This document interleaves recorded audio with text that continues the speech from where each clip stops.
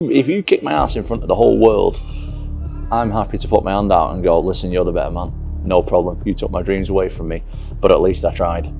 But this ducking and diving is something that I don't really have respect for. We're gonna just have to wait and see. We'll just have to wait and see, Schmo. How about it? But you're a betting guy. Do you think you'll get back inside the cage in 2025 if we had to bet on that? Yes, I will be competing in 2025, more than likely. That's right. Dislike him, whatever your beef is with Jon Jones, knock yourself out. There is no way in hell that Jon Jones doesn't want to fight Aspinall. The 37-year-old American hinted that his fight with Tom Aspinall could possibly happen, and the interim champion hasn't hidden his smile in recent weeks. Dana White said he would do everything he could to make this fight happen in the near future. And since you liked our previous video dedicated to this fight, today we'll take a closer look at this rivalry. The comment section is divided into two camps. Some say that Tom destroys Jon by sending him to the Shadow Realm, while others believe in Jones and think that he is capable of making Tom even more humble. Today we'll look at this fight from the GOAT side, explain how exactly he can beat the Briton, and will he be able to? But before we start, I ask you to subscribe to our channel. 99% of you watch videos without a subscription. Don't do that, or Jon vacates his belt. Let's go.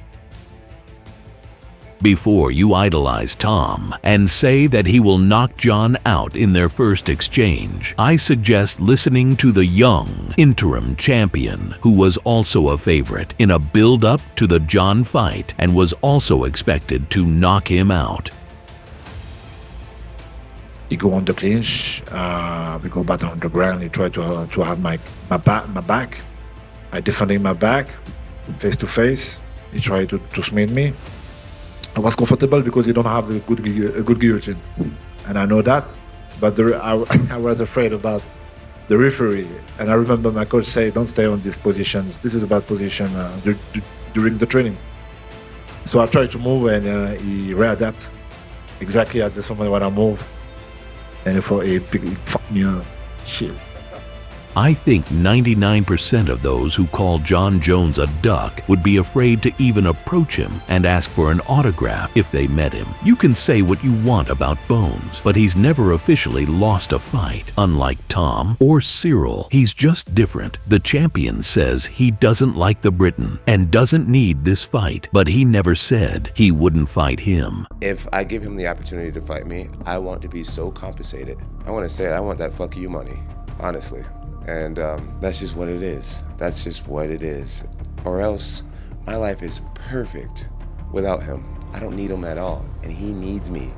And that's a good place to be in a negotiation. Those who've been following the American's career for a long time should understand that Jones is not afraid of anyone. He's only trying to get the most favorable conditions for himself because he's not getting better and better daily, unlike Tom. To give an example of Jon's mentality, I suggest recalling his close fights with Alex and Dominic and his rhetoric after. You know, I fought DC twice. Had no problem signing the contract. I fought Alexander Gustafsson twice. No problem signing the contract. And if the people want to see me fight Dominic again, it's going to be up to Dana White to find a way to make that happen. GOAT has become a spiritual man, wiser, but this does not mean he is afraid of challenges. He simply knows his worth here and now. This fight does not depend on him, but on the UFC bosses. You doing anything good on him, and he's gonna put his fingers in you. He's gonna poke you in the eye, and then if you advancing on you doing anything good, you get the advantage. You're gonna kick your knee backwards. For one, I think that knee kick, they call it like an oblique kick, whatever. He's kicking you right on your kneecap, kick in the back. I think that should be banned.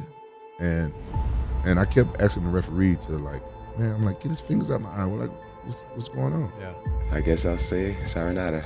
Even before Tom became known publicly, many people noticed that he had these kicks in his arsenal. But tell me, would you step into the boxing ring to trade punches with Muhammad Ali? The greatest fighter to ever live, ever, is fucking Jon Jones. We have to check that, man. Jon Jones is the king of oblique kicks.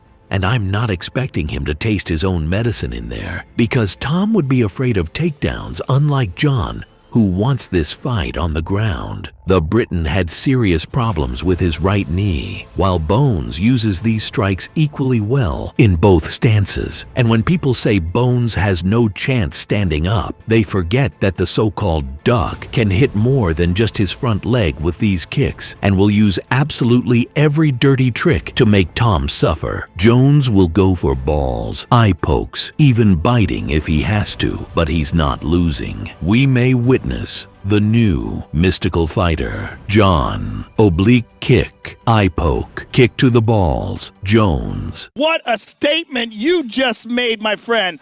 Wow. Jon Jones has 100% takedown offense facing young and fast Cyril Gann and so-called washed and old Stipe Biden Miocic. No question about it.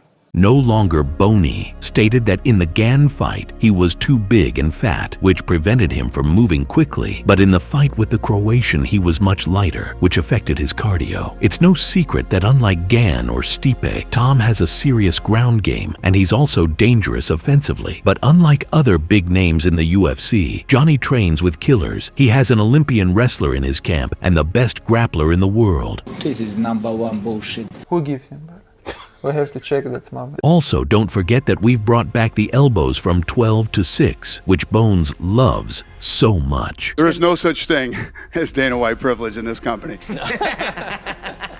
Tom has never been taken down in the UFC, but no one really tried to do it. While before the UFC, he had some problems with it. And we also saw him working on his back, being submitted. I'm not saying he didn't improve in this aspect of the game, but I'm not sure he defends a takedown against fresh Jon.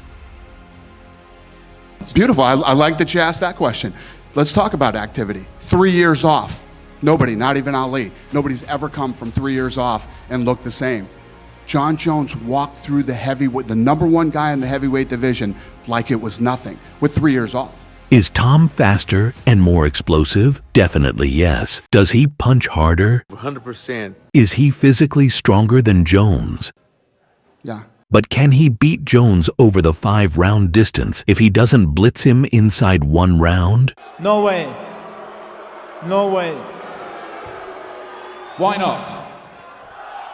Because Jon Jones is the best ever. Jon Jones has seen everything in that cage, starting from Olympic wrestlers, finishing with football players that Aspinall had problems with.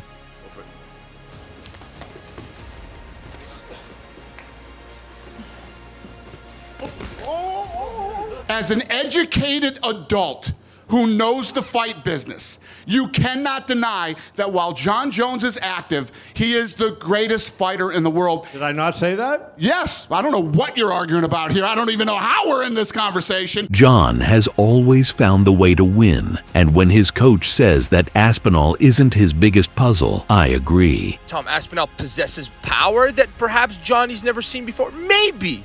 Is he bigger than than anybody's ever faced before? Perhaps. But does he have or possess skills that Johnny's never seen before?